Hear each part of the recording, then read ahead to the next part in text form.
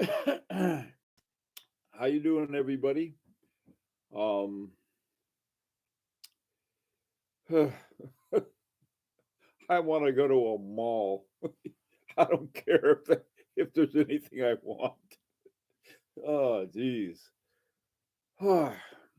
Beautiful day today. What am I whining about? So, anyway, um, still waiting to hear back from uh, Aganor. And the thing about I like the UWD a lot. But I haven't heard back from them either. I mean, it's sort of like, okay, if we do something with these guys, um, we gotta they gotta have to schedule their end of it too. So I'm gonna try another address, another email address to uh, UWD, and I'm going to write Nicholas and see what's up with them. I hope it's not like, well, gee, we can't do it. Okay, that's all you got to say. Oh, let's see, what's everybody up to? Hey, Kevin, how you doing? And Stefan, I'm learning to speak Austrian. Oh boy, let's see what's happening. You guys are having fun. That's what's important. Um, hey, geezer. Hi, NS something. Clyde.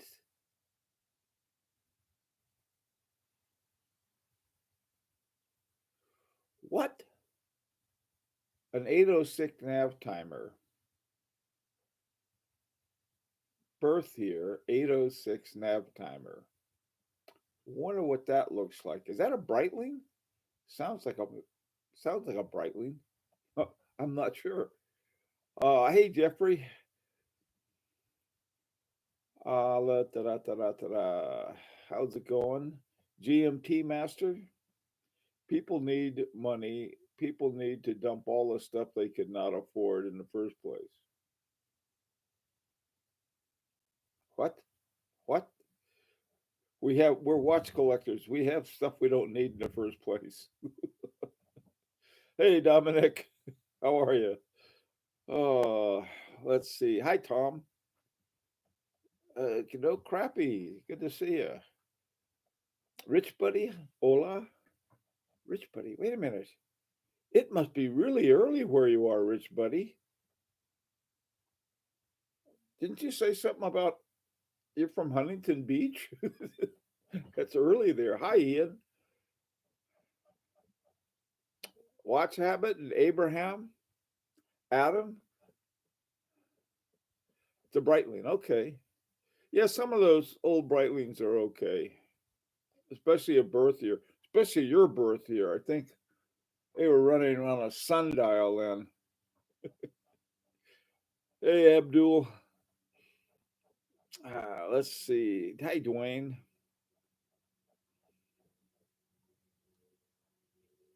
You're itching for a new Rolex. There's an Air King there with your name on it, Rich Buddy, or a Yacht Master too. Mm-mm-mm. Oh, let's see. Good to be here. Missed a few. Well, Dominic, we missed you too. Hi, Clyde Mills. How are you? The 5 minute rule. What? What's a 5 minute rule? Did I drop something? Oh, okay.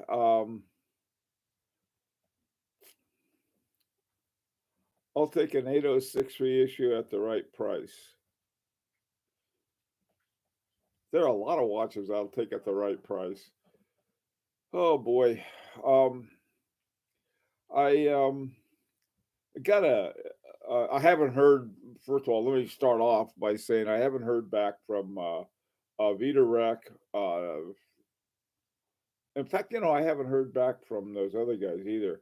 So I'm going to shoot Vita Rec an email after this is over. Maybe I'll get a response before the afternoon one, our afternoon discussion. Hi, Val. Chernobyl has a new boss. What's that? Uh, okay. All right.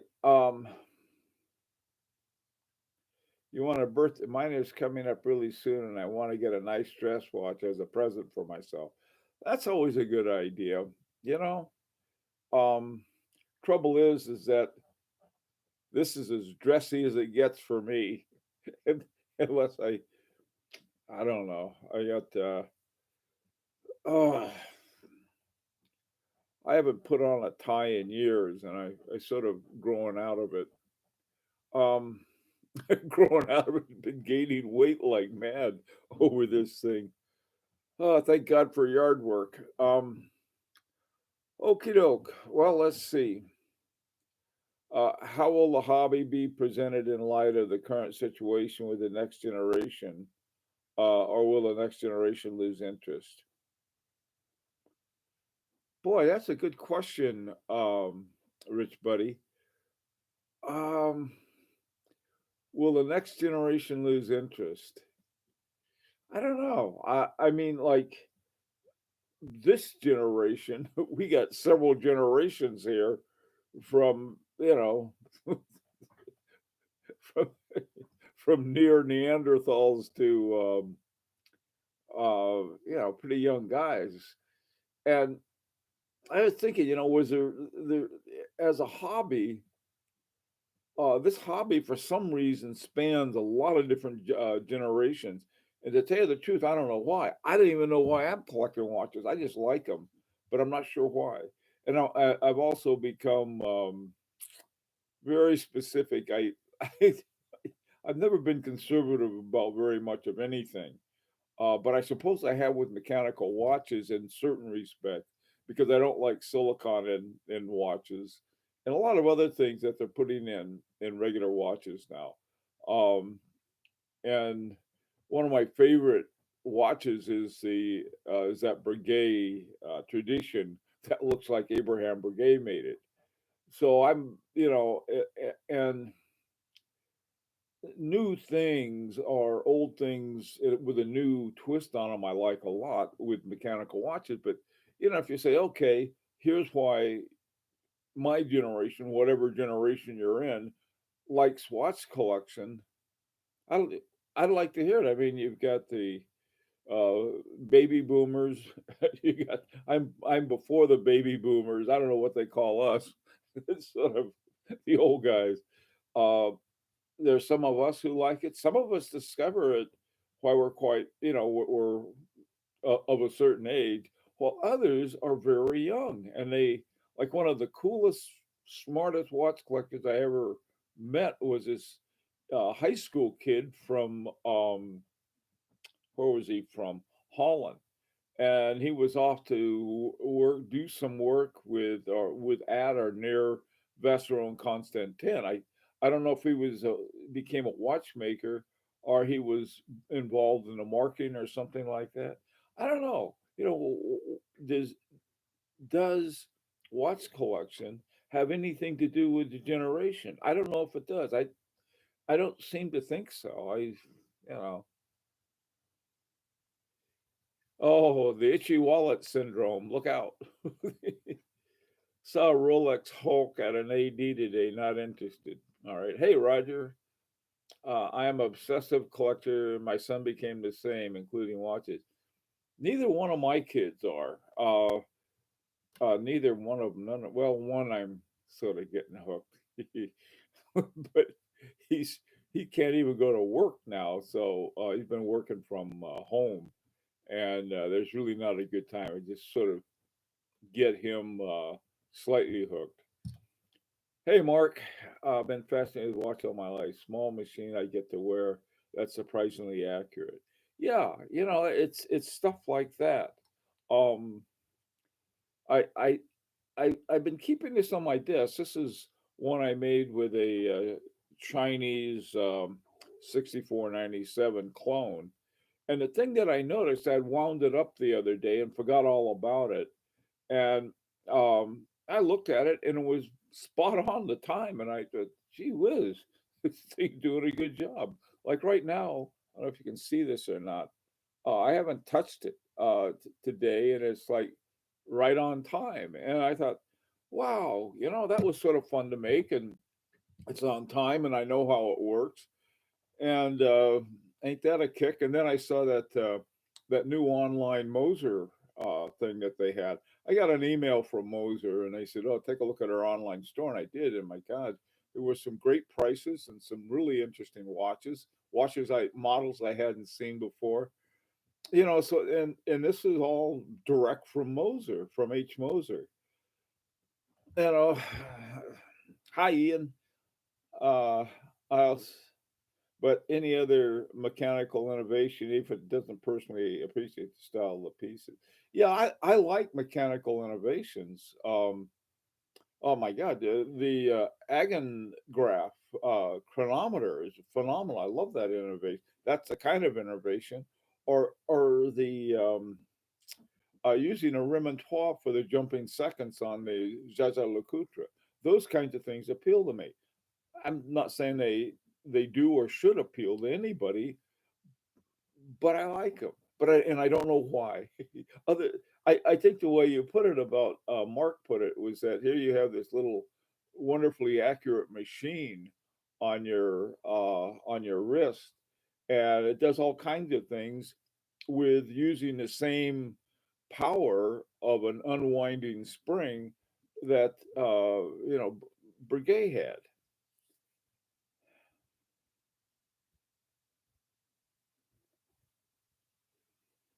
Hmm. Yes, Dwayne. Uh, GMT Master. What's going on? Let's see. Mark, NS something. Exactly. What did Orange Hand say? Yeah, it's hard to tell who's talking about what. Okay. Hey Clyde, let's see. Minotaur. It gives a looking and need what? It needs the ticking. Okay. How do you like your Harbring? How seriously should we consider this brand? Rich, oh, I love my Harbring. I think I had it on yesterday. That watch is the most accurate mechanical watch I have. Beats everything. Love that watch. And the fact that here you have, something that's sort of with having watches done by the watchmaker. I mean, well, not this is the moon phase designed by Christian Vanderclaw. Let's see. Uh, this one I like primarily because the guy who designed it has an interesting history and an interesting guy. It's like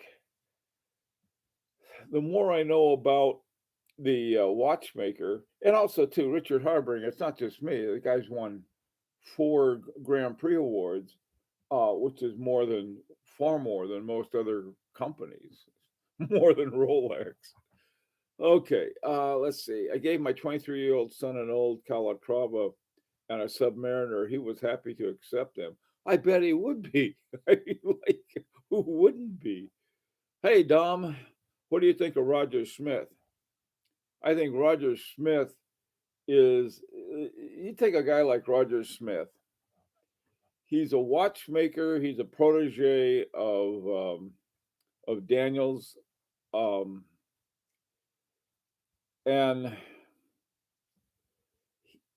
what you have is someone who wants to be an artist. I'll put it that way. Who wants to be I guess, a horological artist. He also wants to master all of the skills. There's something like 32 skills or something like that with a watchmaster. And Roger Smith, I think, has surpassed his mentor, George Daniels, in terms of that. So what do I think of him? I think and then he gets to do exactly what he wants to do. He's not working for a company that has a bean counter on, one side and a influencer on the other. He's making watches that he thinks are great watches. And apparently everybody else does too, because he's got a waiting list that goes into the decades. And my God, I tell you, I'd really like to have one of those watches. So that's what I think of Roger Smith. So there. What do you think of him? Let's see.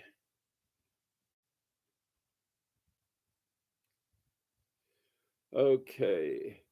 There's a harboring deadbeat second. Oh yeah, that was something else. Clyde. No, Clyde. My generation were the war babies.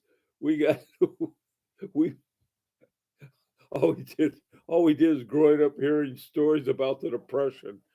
It's funny, but there wasn't a lot of talk about the war. There was a lot of talk about the depression. That's funny. I just thought of that. Okay, I agree with Roger Smith. Yeah, Jeffrey Blue, you open up to adopting. There you go. Oh, applied for a job with Frank Mueller, but they won't respond. I tell you, Val, don't worry about it. If you have the skills and the talent they need, you may hear from them. Why Frank Mueller though? It's interesting. Okay, tell them you have access to a cocaine supplier. Come, Jesus, you try to get in good with them. Yeah.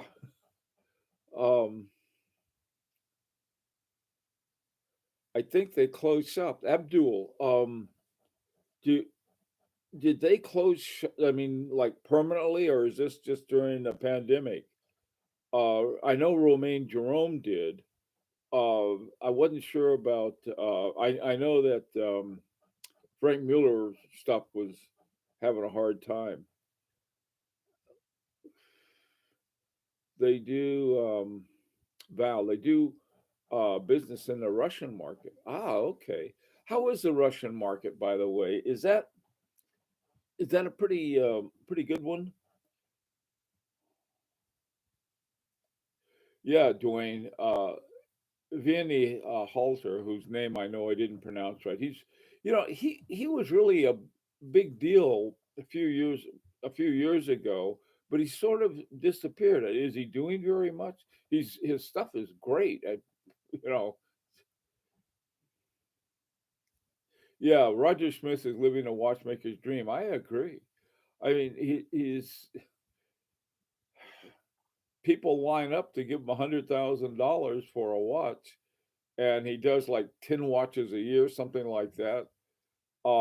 He does it the way he wants to. My God, talk about like I said, yeah, a watchmaker's dream.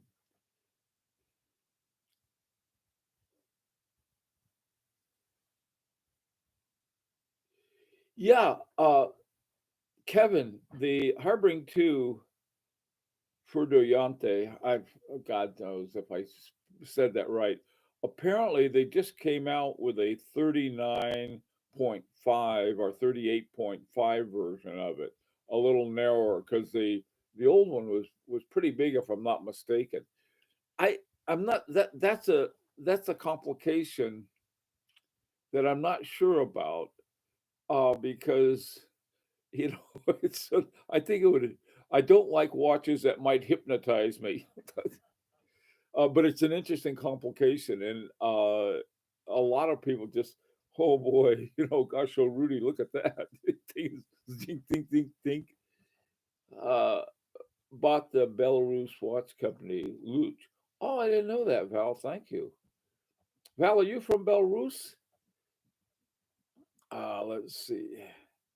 Raj 54 is for. Would you rather have a Smith or a DeFore? Uh, unfortunately, not unfortunately. I'd take either one, obviously. I'd love to have either one. But if I had a choice of one or the other, there's something about both the simplicity and the duality that before has that are just amazing. Um, I don't know. I'd probably go with it a four, but that's a great question. Great choice. I read a lot of watch companies have scaled back operations until pandemic numbers go down. Yeah, Mark. A lot of them don't have any choice, unless they, because they got all these people sitting at high tables with a line of watchmakers on either side, putting together an ibosh into a movement, or are doing finishing or doing something together. So sounds like a probably a good idea, not to mention the guys in marketing or Stalin named it together with Polshot and huh,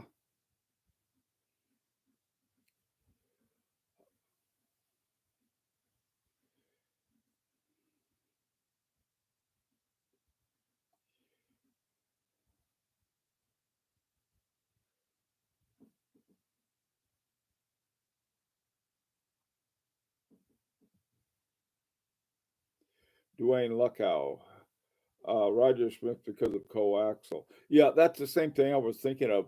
Dwayne Roger Smith has his own improvement on the coaxial, and I think he did it with. He has, I think, I don't know, I may get this wrong, but I think he has the same gearing on a single shaft, or not shaft, but bridge or something like that. Like he did something with it that was like in two parts, and he took them together and put them in one in a very innovative way. And so it's sort of a special coaxial, but uh, there's always Omega for a coaxial. Hey Lee, how you doing? Oh, you got a nice cup of tea. That's the way to start the day. Well, here we're starting the day. Somebody else maybe something else. Daniel's put down the very best in watchmaking. Oh, I agree. I've got. I mean, like I said, I just happen to, I never never an issue on that. I don't think it's a competition, Dwayne, and I don't want to make it one. It's like here you have these two great watchmakers. Let it go at that. Elise Nardine was always in the Russian market. Yeah, so was a lot of. What was another one? Wasn't Moser at one time? Didn't Moser get started in? I mean, the original Moser get started in Russia? I'm not sure. There were some other ones. I know it's like Beauvais really started in the Chinese market and during Imperial China. So did um, Droz. Jacques Droz was the same thing. That's why you see the figure eight so much in Jacques Droz watches. If you could get the new FPJ resonance with rim, oh yes, of course I would, Ian. I would get it yesterday. Though, I'll tell you something. I would rather have the resonance I have, the just resonance, and then get a Remontoir Egalité from H. Moser just with the Remontoir Egalité. The one they have, they mixed it with the Tourbillon, and I don't like that model. But they have another model, the Optimum, that only has it with just the Remontoir Egalité. The only other one that, in fact, the Gronfeld, I was looking at Gronfeld, they made like 177 or 188, something, some funny number like that, of the 1941 Remontoir at Gronfeld, and they're all gone. Ah, come on, man! Wait, give me some time to save up for one. But I know a few guys who have them, and you know, you got to pony up 50,000 bucks and don't have it laying around. Well, it would cost me too much. I'll put it that way. It's it's something that's not laying around, but not unavailable. But you can't. There's certain things you got to pass on.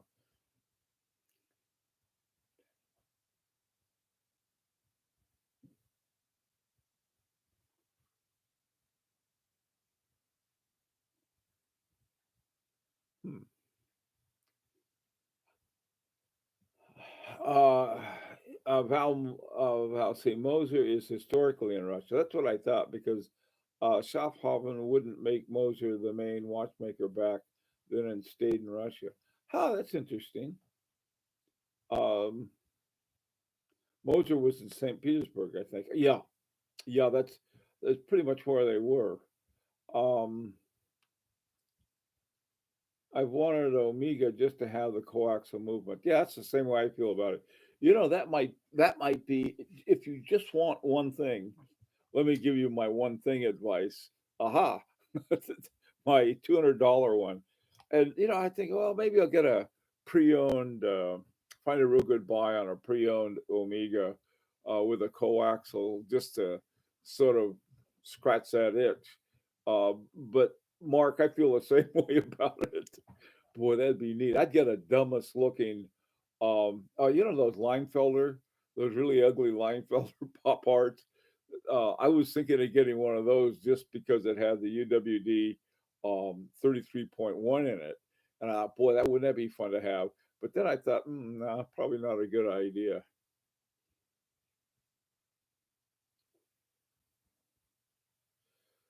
Okay. Um, hey, Alton, how you doing?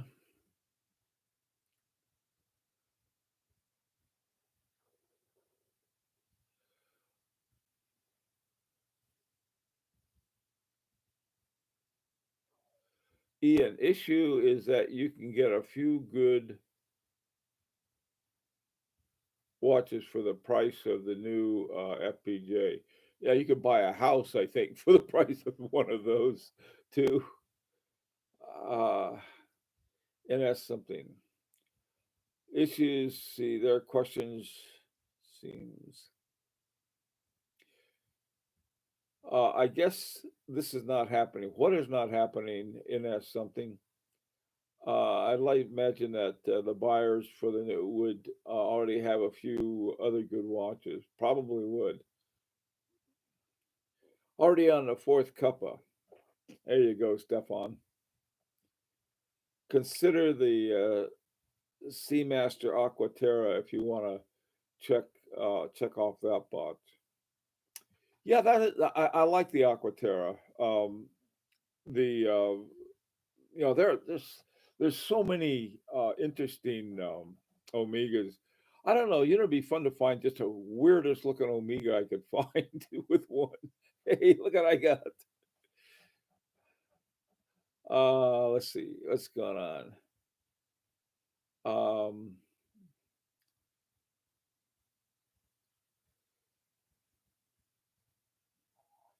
oh my God, I just refreshed. Okay. It was not live for me. Oh, sorry, man. Hey, Paul O'Shea. Back on topic, my biggest issue is persuading my wife to buy me a watch. Um, I want for my wife a ruby wedding anniversary. Hey, that's a great gift. What you do is you get a watch, take out one of the rubies, put it in a, and then go see a divorce lawyer. No, I am not a domestic advisor at all. Let's see. I thought we were still waiting for Bill all this time. No, I've been here all this time. Oh, oh, you had a. Oh, good. I'm glad I'm not the only one that has a mess up with with that every now and then. Okay, guys, listen. I'm going to run. I'm going to right after breakfast. I'm going to run and get and I'm going to shoot an email to Nicholas at Aganor and say, hey, is there any time that any ideas? I mean, is this still a possibility, or if it said, "Oh no, we got busy because we just can't do it now," or something like that? Just so we know. All right, everyone, take care and hang in there.